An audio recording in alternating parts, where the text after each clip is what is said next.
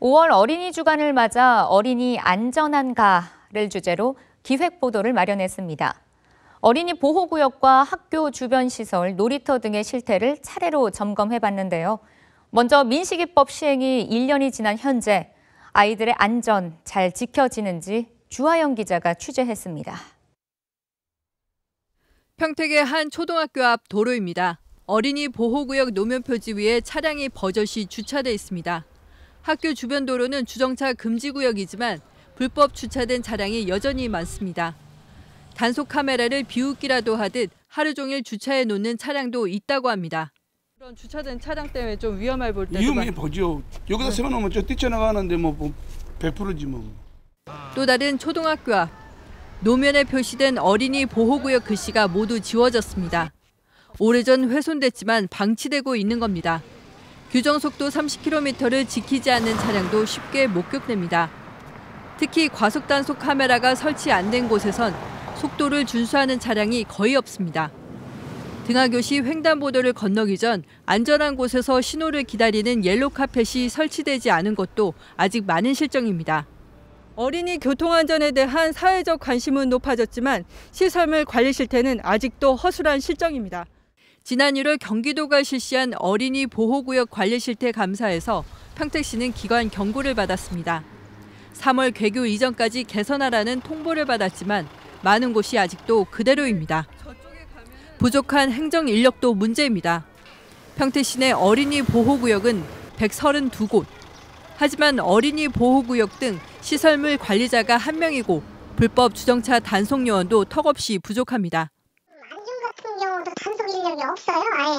그리고 고속 같은 경우, 신도시 같은 경우 지금 도시가 새로 어마어마한 도시가 생겼는데 그쪽에도 좀 투입할 단속 인력이 아직 없거든요. 그러다 보니까 많이 부족한 거는 현실인 상황인 거죠.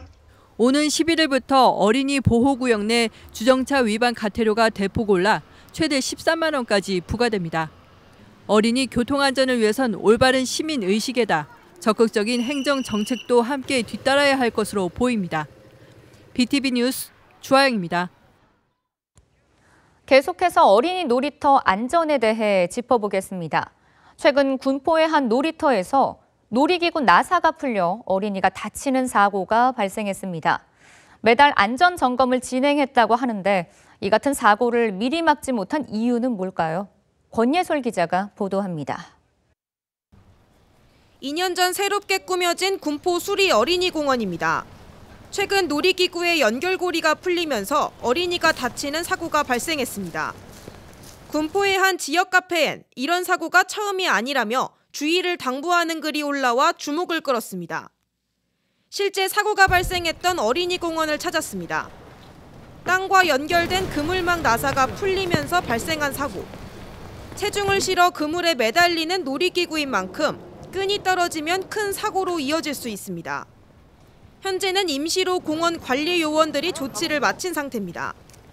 관련 법령에 따라 지자체는 어린이 놀이시설에 대한 월 1회 이상 자체적 안전점검을 실시하고 결과를 기록해 보관해야 합니다. 매달 안전점검을 했음에도 사고를 막지 못한 이유는 뭘까? 매달 점검을 하는데 왜 사고가 계속 났을까 싶어가지고요. 거기 그게 문제가 있어서 저희 이제 그 관련 문제 다시 쪼이고 이런 조치를 하고 있었는데 안전점검 결과 사고 발생 우려가 있는 시설에 대해선 안전진단을 신청해야 하지만 의무사항이 아니다 보니 안전진단까지 이어지는 경우가 적습니다. 또 놀이기구를 설치한 업체가 진행하는 정기검사도 2년에 한 번꼴로 진행돼 안전공백에 대한 우려도 나옵니다.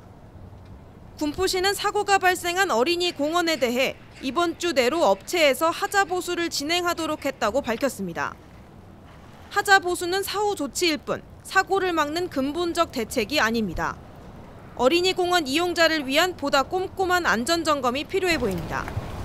BTV 뉴스 권예솔입니다. 학교 주변 200m 이내에는 유해업소를 운영할 수 없도록 돼 있습니다. 하지만 법적 규제에도 불법 영업은 근절되지 않고 있는 실정인데요. 최근엔 법망을 피한 변종업소들도 우후죽순 생겨나고 있어 우려가 큽니다. 이 소식은 김효승 기자가 취재했습니다. 수원의 한 마사지 업소에 경찰이 들이닥칩니다. 경찰관이에요. 가만히 계세요. 마사지가 이뤄져야 할 방 안에서 불법 성매매가 이뤄지는 모습이 포착됐습니다. 해당 업소는 학교 주변 200m 내 유해업소 영업을 금지하는 교육환경보호구역에서 불법 운영을 해온 것으로 드러났습니다. 교육환경보호구역으로 지정된 장소에서 불법 마사지 영업을 하다 적발된 지역 업소는 지난 3월 한 달 동안에만 64곳에 달합니다. 성인용품점이나 사행성으로 분류된 인형뽑기방 등 유해업소가 모두 77곳 적발됐습니다. 이러한 학교 주변 유해업소는 지속적인 단속과 철거 명령 등에도 근절되지 않는 상황. 영업범이라 한 번, 두 번 막 이렇게 단속해봐야 한꺼번에 뭉뚱이로 해서 처벌을 받으니까 그래서 이제 시간을 좀 두고 처벌 받은 이후에 다시 또 단속을 해야 되니까 우리가 그래서 한 2, 3개월 정도 후회하는 겁니다. 법망을 피한 유해시설도 문제입니다. 지난달 용인에서는 이른바 리얼돌 체험방이라 불리는 성인용품 체험업소가 도마 위에 올랐습니다.